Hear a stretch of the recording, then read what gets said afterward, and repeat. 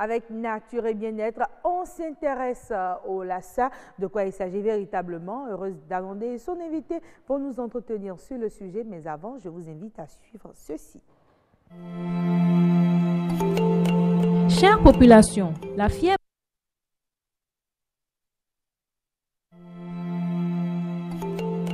Chère population, la fièvre Lassa est une maladie très grave et contagieuse, mais pour laquelle il existe un traitement. Lassa se transmet par exposition à l'urine ou aux excréments de rats vivant à l'intérieur ou autour des maisons. Le virus peut aussi se transmettre d'homme à homme par contact direct avec le sang, l'urine, les selles ou autres liquides corporels d'une personne contaminée. La maladie se manifeste par une fièvre et une fatigue générale, ensuite par des douleurs aux muscles, à la tête, à la gorge et au ventre, mais aussi des nausées, vomissements et diarrhées. L'œdème du cou ou visage et parfois les saignements sont également observés. Chère population, dès aujourd'hui, protégez-vous en adoptant les gestes simples suivants. Bien protéger les restes et réserves de nourriture dans les maisons. Éviter la manipulation et la consommation de rats. Se laver régulièrement les mains à l'eau et au savon. Éviter tout contact avec une personne suspecte ou malade de la fièvre Lassa. Éviter tout contact avec les selles, l'urine, la salive, les vomissures et les objets contaminés d'une personne suspecte, malade ou décédée de la fièvre Lassa. Ne pas toucher le corps d'une personne suspectée d'être décédée de la fièvre Lassa, même lors des rites funéraires.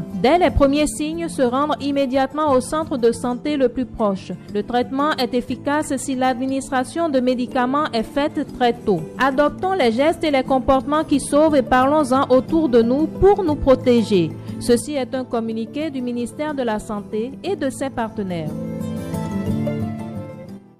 Voilà, on parle du retour de ce mal au Bénin, la fièvre hémorragique à virus Lassa. Heureuse d'annoncer son invité, nous ont d'ailleurs déjà rejoint.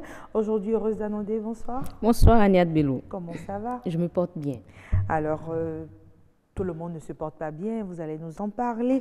Nous avons à vos côtés Tokpalon Koudjo. Comment vous allez? Oui, merci d'être avec nous sur ce plateau.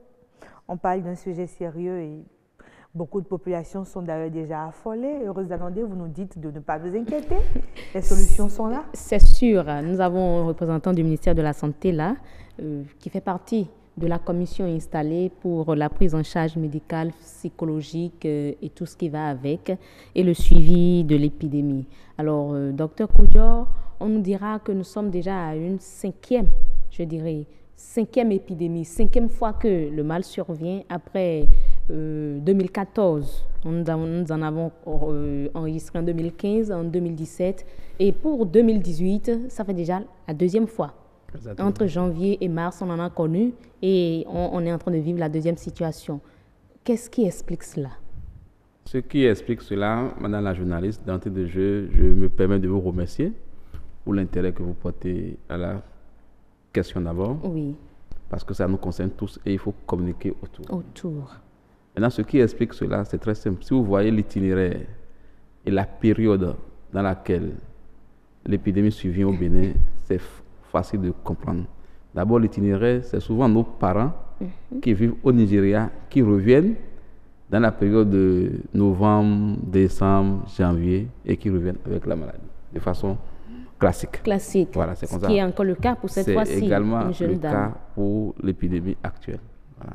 Donc, nous sommes en période de fête, les gens reviennent au Bécaye pour fêter. Et au Nigeria, vous savez que c'est une endémie. Tout à fait. La maladie sévit au Nigeria toute l'année, n'est-ce pas? Voilà. Donc, quand ils reviennent, ils sont malades, ils reviennent pour les fêtes. Nous sommes en épidémie. Ou bien, ils sont malades au Nigeria, ils vont aux soins. Ils estiment que le système de santé du Nigeria ne leur permet pas de se prendre correctement en charge, qu'il faut rentrer au pays. Et là encore, ils ramènent la maladie. Et du coup, nous sommes également emballés dans l'épidémie. Dans l'épidémie. Voilà. Mais si ça fait la cinquième fois que nous vivons la situation, bon, c'est vrai, nous allons remercier la promptitude du ministre de la Santé qui est juste après, je crois, au lendemain de la confirmation du cas, a fait une déclaration systématiquement pour mobiliser tout le monde à la cause. Mais est-ce qu'il ne faudrait quand même pas mener des actions en amont pour prévenir le mal? Forcément, en remerciant le ministre, il faut remercier toute l'équipe qui a derrière le ministre. Effectivement, oui. Les agents de santé qui ont eu cette promptitude pour d'abord diagnostiquer le cas, envoyer le prélèvement de Parakou jusqu'à Cotonou. C'est-à-dire qu'il y a eu un travail qui a été fait. Et au fur et à mesure que nous évoluons en année, notre système sanitaire se met dans une certaine performance pour pouvoir réagir de façon prompte.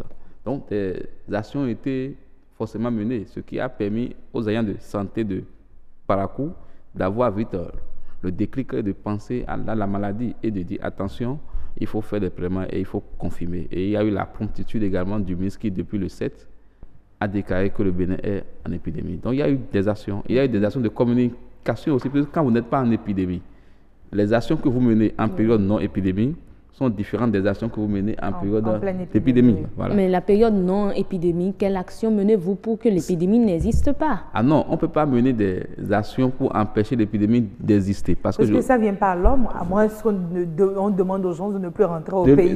Mais il ne peut pas y avoir...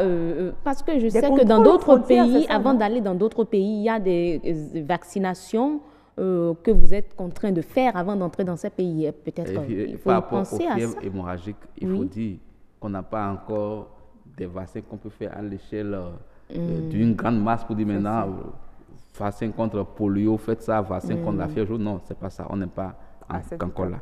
Le plus important, c'est qu'au niveau des postes frontières, au niveau des centres de santé, même dans nos communautés, voilà une autre action que le ministère a beaucoup plus développer ce que nous appelons des relais communautaires, c'est-à-dire dans nos villages, dans nos maisons, informer des personnes clés pour dire si vous avez des parents qui reviennent avec tel signe, puisque quand les gens reviennent, ils ne vont pas directement au centre de santé, ils viennent d'abord dans leur famille. Effectivement. Voilà. Donc, si les relais communautaires sont dans ces communautés, ils ont rapidement l'information que tel est revenu du Nigeria et avec tel signe se trouverait peut-être chez un guérisseur traditionnel ou bien dans un couvent de religieux.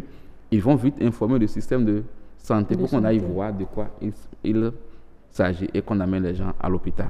Donc le système existe surtout dans la région nord de notre pays, à partir de Tchaourou, Parakou, Natitengu, un peu partout. Les zones frontières avec le Nigeria. Nous partageons beaucoup de frontières. Et ce qui étonne, c'est que ce soit les frontières beaucoup plus qui sont au nord qui prennent beaucoup plus. La géographie du pays l'explique un peu. Les pays également au Nigeria qui sont en forte endémie, les États du Nigeria sont également situés dans cette région géographique.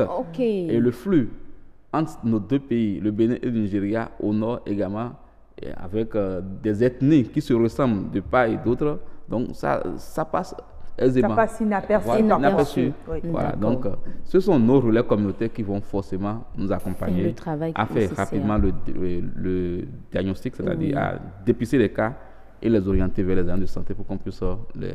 Alors, à l'heure actuelle, on nous a parlé du 6 au 7 d'un cas. À l'heure actuelle, on en est en combien? Actuellement, ça a évolué? Non, ça n'a pas trop évolué. Ça a évolué quand même. On n'a toujours pas de décès. Non, il n'y a pas eu de décès. Je vous ai dit que notre système est devenu de plus en plus performant. Voilà, donc, à la première épidémie, on avait eu des cas de décès même au sein du personnel soignant. Mais plus ça n'est jamais arrivé. Voilà, donc, nous sommes arrivés quand même à contrôler. Actuellement, nous avons 3 cas, n'est-ce pas? Et 2 cas qui sont confirmés. Donc, il y a la dame qui est l'Indes, n'est-ce pas?